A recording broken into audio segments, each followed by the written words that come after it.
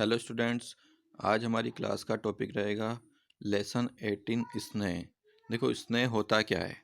स्नेह का शाब्दिक अर्थ होता है प्रेम।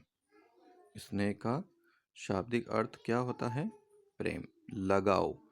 जैसे हमारे माता पिता हमसे स्नेह करते हैं, हम अपने भाई बहनों से करते हैं। ठीक है, तो ये जो है स्नेह जो होता है, ये क्या होता है? प्रेम का ही रूप होता है। ठीक है, तो चलो आज हम पढ़ते हैं स्नेह का पाठ।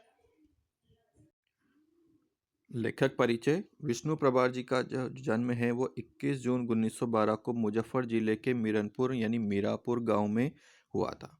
पंजाब विश्वविद्यालय से बीए और फिर हिंदी प्रभाकर परीक्षा उत्तीर्ण की। यहीं से इनके नाम के साथ प्रभाकर जुड़ गया था। इन्होंने उपन्यास, कहानी, नाटक, एकांकी और स्केच आदि विभिन्न विधाओं में अनेक रचनाएं की। इनका देहांत 11 अप्रैल 2009 को दिल्ली में हो गया था। कहानी परिचय देखिए अब। विष्णु प्रभाकर द्वारा लिखित कहानी स्नेह भावना प्रेरित कहानी है। देखो, इमोशन से युक्त कहानी है। इस कहानी में लेखक ने स्नेह के महत्व को उजागर किया है, अर्थात क्या इम्पोर्टेंसी होती है प्रेम की, स्नेह की, उसके बारे में यहाँ पर जो उन्होंने बड़ी महत्ता बताई है। उमा स्नान करके पूजा की कोठरी की ओर जा रही थी। उसने देखा कि शशि की कोठरी में दो आंखें बड़ी उत्सुकता से उसकी ओर ताक रही हैं, अर्थात उसकी ओर देख रही हैं। उससे रहा न गया। वहां जाकर पूछा, क्या कहते हो शशि? अर्थात जब हमें कोई ताकता है, ताकना मतलब जब हमें जो है आतुर आंखों से, उत्सुक आंखों से हमें देखता है, तो हम जो है हमें क्या लगता है कि वो हमसे कुछ कहने वाला है या हमारी वो इच्छा कर रहा है। ठीक है, तो क्या कहते हो शशि? तो शशि कांप उठा, बोला, नहीं नहीं, कुछ नहीं। उमा ने फिर कहा, बच्चे हम आ गए हैं, क्या कहते हो? शशि फिर भी नहीं बोला। उसने केवल उमा की ओर देख देख भर लिया। उसकी आंखों में पानी उमड़ आया था, अर्थात उसकी आंखों में क्या जो है आंसू आ गए थे। उमा कातर हुई। उसने कहा, कातर मतलब उत्सुक हुई। उसने कहा, तुम रोते क्यों हो बच्चे? इस बार शशि बोला, चाची तुम चली जाओ। अर्थात ये कौन था? ये चाची थी उसकी। ठीक है, चाची तुम चली जाओ, नहीं तो ताई आकर मुझे मारेगी। क्यों मारेगी? यह तो मैं नहीं जानता, शशि ने भोलेपन से कहा, पर ताई मुझे किसी से बातें करते देख लेती है तो मारा करती है। था जो अगर मैं किसी से बात करूं तो मुझे जो है वो पिटाई लगाती है। हमारे साथ बात करके देखकर वे नहीं मारेगी। आओ तुम हमारे साथ चलो। ये उसकी चाची ने कहा कि हम मुझसे देख आपको जो है बातें करते देखकर वो आपको नहीं पीटेंगी। ठीक है, नहीं चाची, हम हाथ जोड़ते हैं, तुम चली जाओ, ताई आती होगी। शशि की आंखें फिर भर आई। उमा सहसा कुछ न कह सकी, यानी अचानक कुछ भी नहीं कह सकी। उसका हृदय शशि के लिए व्याकुल हो उठा। ठीक है, वह कभी इस नए घर में बहू बनकर आई है। वह न शशि को समझ पाई है, न अपनी विधवा जेठानी निरुपमा को। अर्थात उसकी जो जेठानी है वो उसका क्या नाम था? निरुपमा। देखो, जेठानी क्या होता है? जेठानी जो होता है वो एक प्रकार से घर में जो बड़ी बहू होती है उसे जेठानी बोलते हैं, और छोटे बहू जो है वो कौन थी? वो वो खुद उमा थी। जिस दिन उसने ससुराल में पैर रखा उस दिन निरुपमा ने उसे समझा दिया था, बहू रानी, इस अभागे बालक को मुंह न लगाना। उमा ने सोचा था यह बालक अवश्य शैतान होगा, परंतु इन 4 दिनों में उसे मालूम हो गया कि बालक शैतान नहीं है। उसका एकमात्र अपराध यही कि वह बिना माँ बाप का है। देखो, अर्थात जो शशि था वो क्या कौन था? बिना माँ बाप का एक लड़का था। यह भी क्या अपराध है? उमा वहीं खड़ी खड़ी सोचती रही। और उधर पूजा घर में उमा को न पाकर निरुपमा वहीं आ गई। उसने उमा को शशि की कोठरी के पास खड़े देखा। वह चिल्ला उठी, जो जानबूझकर सांप के मुंह में उंगली डाले उसे कौन बचा सकता है बहू रानी? मैं अब भी कहती हूँ तुम शशि को मुंह न लगाओ। उमा चौंक कर बोली, मैंने क्या किया जीजी? तुम शशि के कमरे में क्यों गई थी? निरुपमा ने शासक के स्वर में पूछा, अधिकार के स्वर में पूछा। उमा कांप गई।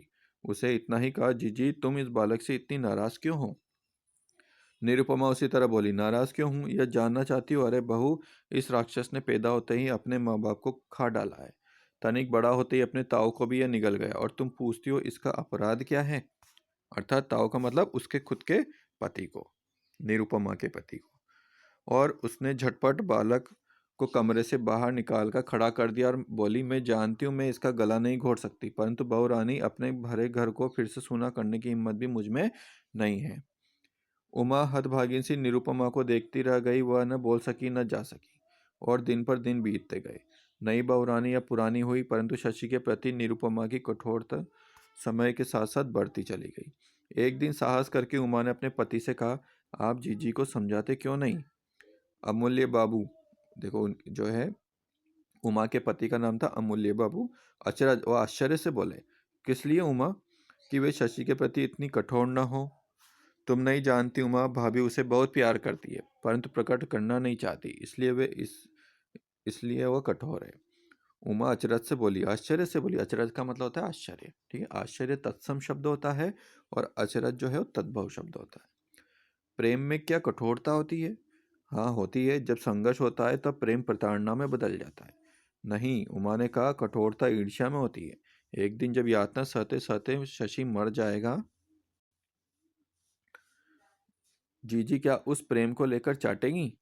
कहते कहते उमा की आंखें छल छल आई, अर्थात उमा की आंखों में भी आंसू भर आए। उसी समय शशि की चीत्कार उसे सुनाई पड़ी, अर्थात जो है चीत्कार का मतलब रोना धोना, अर्थात वो जोर जोर से रोने लगा। कौन? शशि। दोनों चौंक पड़े।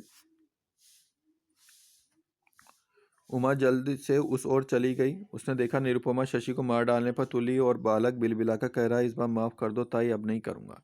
उमा से यह न देखा गया। उसने निरुपमा के पैर पकड़ लिए, बोली, अब छोड़ दो जीजी। निरुपमा ने रुककर तीव्र यानी तेज दृष्टि से उमा को देखा। ये देख रही है, देखो आप देख सकते हैं,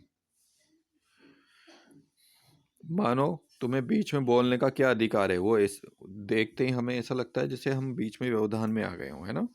उमा ने पूछा, क्या बात थी जीजी? क्रोध से भरी निरुपमा बोली, तुम्हारे लाड़ की बात थी बहू, अब लड़का चोरी भी करेगा। मैं कहती हूँ मेरे घर में यह ना होगा।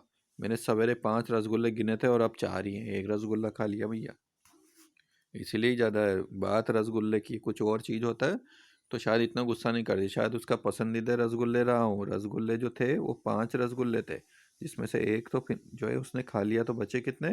4। ठीक है। इतना कहकर क्रोध से धम धम करती हुए चली गई। उमा ने देखा उसकी आंखों में पानी था, उसके हृदय को ठेस लगी थी यानी चोट।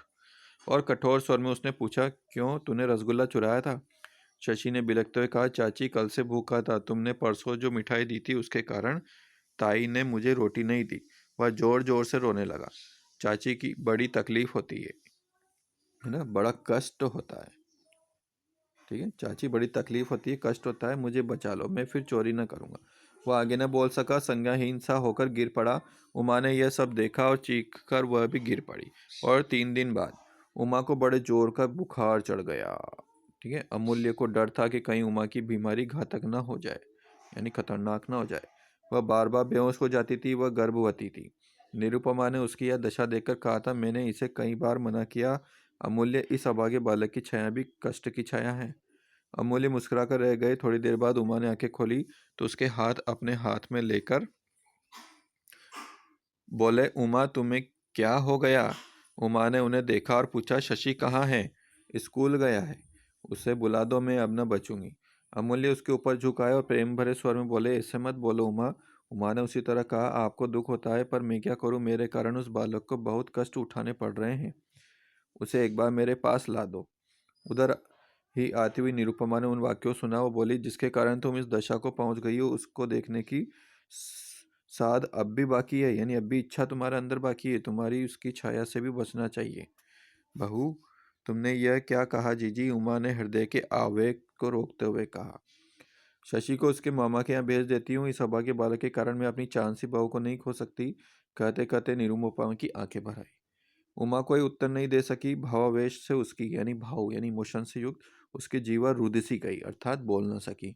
उसने कातर दृष्टि से अपने पति की ओर देखा, इच्छा की ओर, मतलब जब हम किसी से इच्छा रखते हैं और उस ओर देखते हैं तो ऐसा लग, तो उसे बोलते हैं कातर दृष्टि। तो मानो उससे कहा, ऐसे तो मैं और जल्दी मर जाऊंगी। और जब निरुपमा चली गई तो अमूल्य बोले, मैं कहता हूँ माँ, कल से हम दूसरे मकान में चलेंगे, तब क्या होगा? उमा ने अचरज से कहा, तुम भाभी के अत्याचार को नहीं देख सकोगी। तुम कैसी बातें करते हो जी? शशि को जब भी और जहां भी दुख होगा तो क्या मेरी आत्मा तड़प न उठेगी, अर्थात उसे दुख नहीं होगा? उसी समय अमूल्य ने खिड़की के पर्दे पर किसी की परछाई देखी। उन्हें समझते देर न लगी। उन्होंने खिड़की खोल दी और शशि था। अमूल्य को देखकर शीघ्रता से लौट चला। अमूल्य बोले, शशि इधर आओ। उमा चौंक कर बोली, शशि है? लेकिन शशि रुका नहीं। अमूल्य ने उमा से कहा, जिससे तुम स्नेह करती हो, जिसे तुम सुखी देखना चाहती हो, उसके लिए तुम्हें यह मकान छोड़ना ही होगा। उमा बोली, त्याग इसमें क्या है, पर सोचती हूँ क्या हम कायर नहीं है। परंतु शशि के दुख का प्रधान कारण तुम हो उमा। तुम बीच में से हट जाओगी तो भाभी इतना कठोर नहीं होगी। उमा ने सोचा कि अमूल्य ठीक कहते हैं, दूसरे के अधिकार की वस्तु को अपना कौन बनाकर सुखी रह सकता है। ठीक है। शशि जीजी से अलग नहीं हो सकता, और न जाने क्यों उस अभागे बालक पर मेरी इतनी ममता है, न जाने क्यों। उमा का हृदय करुणा से भरने लगा। उसने कहा, यदि हमारे चले जाने से उसके कष्ट कम होते हैं तो हमें चले जाना होगा। उसने कह तो दिया, पर हृदय में वेदना उमड़ पड़ी, दुख उमड़ पड़ा। वह सिसक कर रोने लगी। उमा की गोदी में अब 1 साल का बालक था, अर्थात जो है अब उसके एक बालक हो चुका था। शशि के स्कूल के रास्ते में उमा का मकान पड़ता था। उस मकान की खिड़की के पास पहुंचकर शशि चाची को नमस्ते करता और छोटे अशोक से हंस हंस कर बोलता। उमा सोचती, शशि अब प्रसन्न है। वह ठीक वक्त पर खिड़की पर आ खड़ी होती, कभी वह अंदर भी आता। उमा पूछती, क्यों शशि, कैसे हो। शशि कहता, अच्छा हूँ चाची, ताई अब मारती नहीं है। उसकी आंखें भर आती। वह मन ही मन कहती, शशि सुख से रहे, यही मुझे प्रिय है। लेकिन वह सोचती, निरुपमा ऐसी क्यों है, पर इसका उत्तर उसने कभी नहीं पाया। इसी बीच में एक दिन उमा ने देखा शशि नहीं आया। उसे दुख हुआ, सोचा शायद उसे बुखार चढ़ा होगा। पर कई दिन बीत गए, शशि को उसने नहीं देखा। उसे दुख हुआ। वह अब पुराने घर में नहीं जा सकती थी, क्योंकि निरुपमा उसके अलग होने से बहुत क्रुद्ध थी। उसका हृदय घबरा उठा। शशि सचमुच बहुत बीमार है, लेकिन क्या वह क्या करे। उसने अमूल्य से कहा, तुम जरा उसे घर जाकर देखो तो शशि कैसा है। अमूल्य ने इतने कहा, मैं अब वहां नहीं जा सकता। उमा क्या करे। मन मारकर उसने 2 दिन और बिता दिए, पर तीसरे दिन उससे नहीं रहा गया। उसने निरुपमा की दासी को बुलाकर पूछा, शशि अच्छा है या श्यामा। हे श्यामा, क्या शशि अच्छा है। श्यामा की आंखें सजल हो उठी, अर्थात उसकी भी आंखें भर आई, है ना, उस आंसू आ गए उसके भी।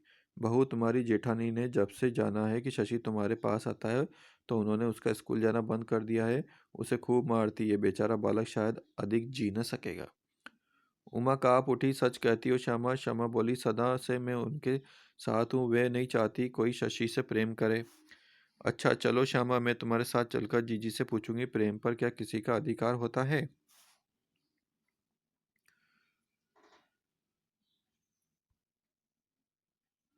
श्यामा बोली, नहीं। उमा ने अशोक को गोदी में उठाया, पुराने मकान में पहुंची। चौक में शशि चटाई पर लेटा था। वह उसे पहचान न सकी। उसका मुख पीला पड़ गया था, बदन की हड्डी हड्डी दिखाई दे रही थी। वह रोते रोते विवल हो उठी, अर्थात अचानक से जो है इमोशंस हो जाते हैं, तो रोने जैसा भाव हो जाता है। निरुपमा रसोई में थी। रोना सुनकर बाहर आई। उमा को देखकर उसका क्रोध उमड़ आया। चीख कर बोली, तुम यहाँ क्यों आई। उमा ने अपनी जेठानी की ओर तीव्र दृष्टि से देखा। बोली, तुम्हारे अंतर्मन में जो आग जली है, उसी की भूख बुझाने आई हूँ जीजी। अंतर मतलब तुम्हारे मन में।